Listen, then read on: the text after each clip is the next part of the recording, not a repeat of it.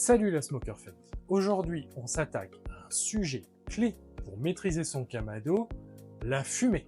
Et crois-moi, il y a fumée et fumée. Est-ce que tu sais faire la différence entre une fumée propre et une fumée sale? Si tu as déjà eu une viande qui a un goût amer ou trop fort, ce que je vais t'expliquer dans l'épisode d'aujourd'hui, ça va changer tes cuissons au kamado.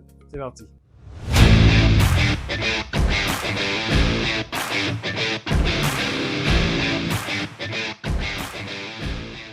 Ce qu'il faut comprendre tout simplement, c'est que le kamado fonctionne un peu comme un four en céramique, je te le dis assez régulièrement, mais c'est exactement le même principe. Tu vas allumer ton feu, tu le stabilises et après tu cuis. Donc si ta fumée est pas bonne dès le départ, tu vas l'avoir toute la cuisson et ça va vraiment changer le goût de ton plat, voire même le rater. Contrairement à un fumoir offset où tu peux réguler à 100% pendant la cuisson, tu peux rattraper une mauvaise combustion en bougeant ton foyer, en modifiant ton bois ou en réglant tes aérations. Dans un kamado, ce n'est pas possible, tout est fermé. Une fois que c'est stable et que c'est lancé, et ce que tu fais au départ, eh bien, ça va impacter à 100% l'intégralité de ta recette. Une fumée propre, c'est une fumée qui est fine, légèrement bleutée. Je te montre, comme tu peux le voir maintenant, cette fumée, elle est légèrement bleue. Et quand tu sens, elle est hyper agréable. Ce n'est pas agressif, tu vois, je peux rester au-dessus. J'ai pas les yeux qui coulent, ça ne me pique pas, ça ne m'agresse pas. Ça, c'est de la bonne fumée. À l'inverse, une fumée blanche, épaisse, avec une odeur piquante, et bien ça, c'est ce qu'on appelle une fumée sale. Comme tu peux le voir, la fumée est beaucoup plus blanche, elle est beaucoup plus dense, et crois-moi, ça pue et ça pique. Ça, c'est vraiment à éviter. C'est de la mauvaise fumée.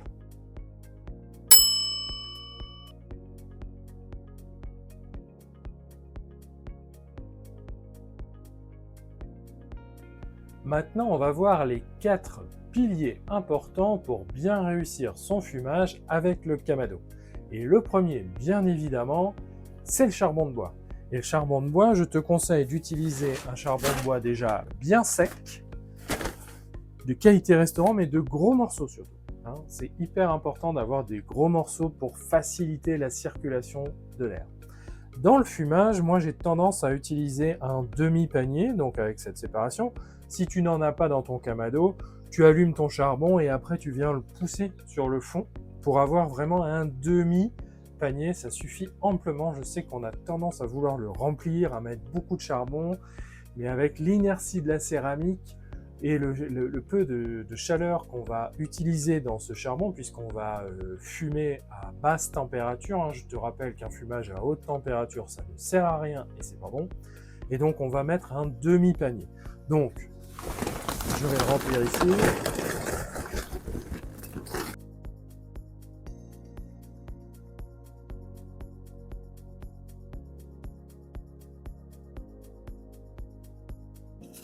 C'est important d'avoir des gros morceaux de charbon, car comme tu peux le voir, ça laisse quand même pas mal d'espace pour faciliter la combustion du charbon de bois. Ici, ok, on va mettre un seul allume-feu sur le dessus. Comme cela. Bien évidemment, j'ai ouvert complètement haut, complètement en bas. On est OK. J'allume mon allume-feu. Et je le laisse prendre pendant au moins 10 minutes.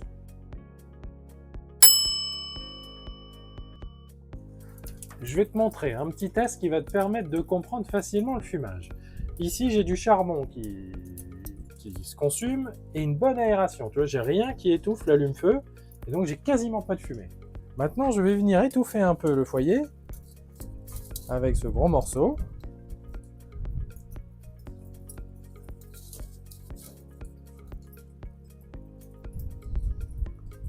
Instantanément, j'ai beaucoup plus de fumée. Tu vois, je commence à avoir un dégagement de fumée.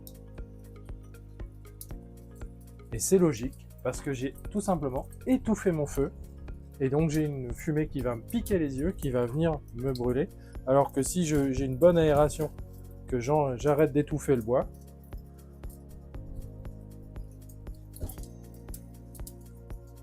quasiment plus de fumée. Le deuxième pilier du bon fumage, c'est le réglage des aérations. Je règle déjà l'aération du bas comme cela. Et maintenant, je vais régler l'aération du haut, fermer mon couvercle, parce que tu as vu, j'ai déjà un bon foyer de braise, et je vais venir laisser ouvert à peu près un quart, ça suffit amplement, et je vais laisser monter un peu la température avant de mettre ma grille, mon déflecteur et mon bois. Bien évidemment, fumage, il faut du bois. Le troisième pilier d'un bon fumage, c'est d'utiliser forcément du bon bois, et qui dit bon bois dit bois sec, et pas trop grand non plus. Je vois trop de publications ou trop de messages avec des bûches ou des demi-bûches, ça ne sert à rien et tu vas surtout louper ton fumage, ça va être vraiment dégueulasse. Donc je te conseille d'utiliser des chunks, moi j'achète ceux de chez Weber, mais il y a d'autres marques, etc. Et surtout un bois très sec. On va maintenant les positionner dans le Kamado et je vais te montrer comment faire. Il y a 4 façons de placer ton bois dans ton Kamado en fonction de ce que tu veux fumer. On va pas tout détailler ici, mais ça fera l'objet d'un épisode fumage expert que je te prépare pour la rentrée. Et crois-moi, ça va envoyer du lourd. Placer ces chunks dans le charbon. Mais plus tu vas le mettre à l'intérieur du charbon, et meilleur tu auras une diffusion de la fumée et une meilleure combustion. D'où l'intérêt d'avoir un tisonnier comme celui-ci.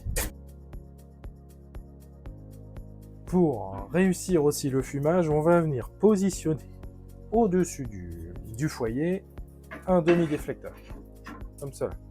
Je viens le mettre au-dessus du foyer, je positionne les grilles, comme cela, et c'est parti. La méthode que je te propose là, avec un demi-panier, un déflecteur, eh bien c'est tout simplement une des meilleures méthodes de fumage que j'ai testées au Kamado. J'en ai testé plein, et souvent on me dit oui, le fumage au Kamado, c'est difficile, c'est pas comme dans un offset ou dans un smoker. Oui, effectivement, mais là on vient tout simplement recréer le même principe qu'un offset. J'ai mon foyer déporté. C'est ce que j'ai fait avec le demi-panier de charbon. J'ai mis mon déflecteur pour contenir le charbon et la chaleur. Et ensuite, je vais venir mettre ma viande pour que la fumée, comme dans un offset, puisse passer du foyer sur le côté, venir lécher la viande et imprégner la viande et repartir dans la cheminée. On recrée en fait finalement le même principe qu'un offset. D'ailleurs, je t'explique tout de suite comment ça fonctionne.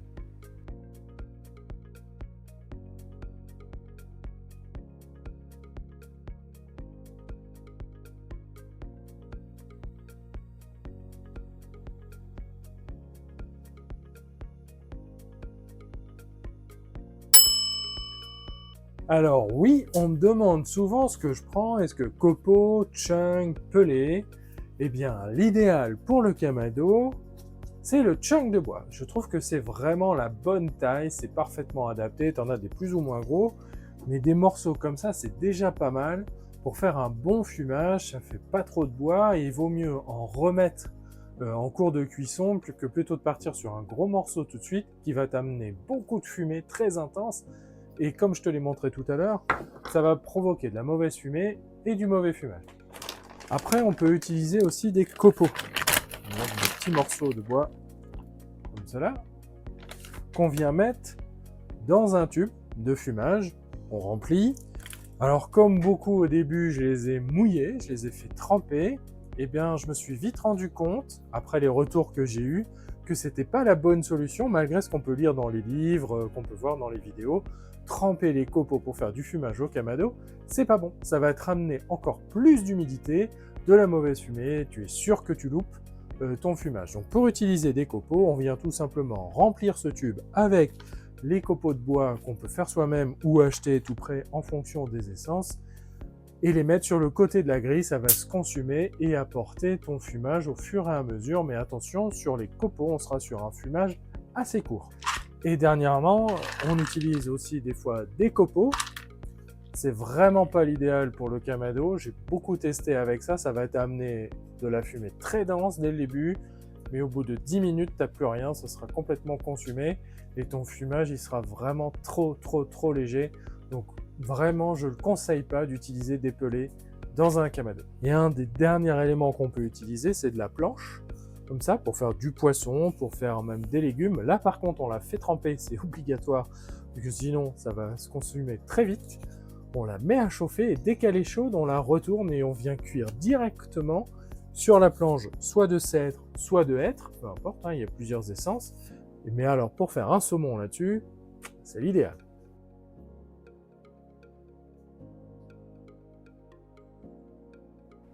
Alors, il y a plusieurs essences de bois et donc plusieurs bois vont être adaptés en fonction de la viande ou du plat que tu vas faire cuire ou que tu veux faire fumer. Il faut simplement que tu adaptes l'essence du bois en fonction du plat. Et je te mets ici un tableau récapitulatif des bois pour les viandes. Pour le cerisier ou le pommier, on sera sur des bois doux et donc qui vont être parfaitement adaptés à la volaille, au poisson. Le chêne, l'érable, c'est plus puissant et là, ça va être idéal pour le bœuf ou pour le porc. Et il existe aussi l'icori ou le mesquite qui là sont des fumées qui vont dégager une fumée très forte.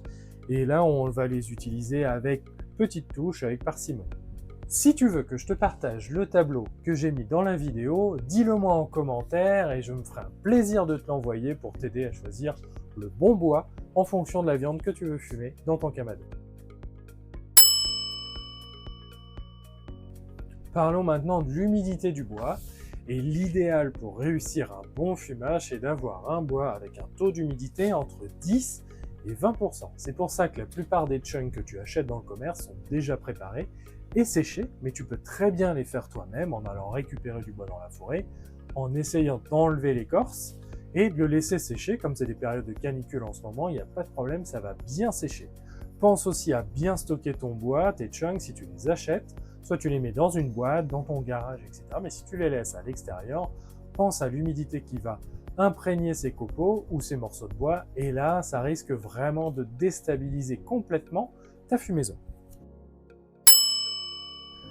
Maintenant, tu as toutes les clés pour faire une bonne fumée avec ton kamado. Dans l'épisode suivant la semaine prochaine. Donc, je t'invite à regarder les deux puisque ça va permettre d'avoir le complément de cet épisode aujourd'hui où je t'apprends les bases de la bonne fumée. On va passer donc à l'action et fumer 2 poitrines de porc identiques, toutes les deux d'1 kg avec le même rub, mais une qu'on va fumer avec de la bonne fumée, de la fumée bleue, et l'autre où je vais exagérer la fumaison et on fera goûter à Raphaël pour voir s'il arrive à faire la différence entre les deux, mais je suis quasiment sûr de la réponse. Bref, si tu veux pas rater l'épisode, n'hésite pas à t'abonner, à activer la petite cloche, enfin bref, tu connais le principe sur les réseaux. Plus on est d'abonnés, et plus ça nous aide à grandir et à vous proposer du contenu de ce même genre, à bien maîtriser le kamado. À très vite et à la semaine prochaine, la Smoker Family.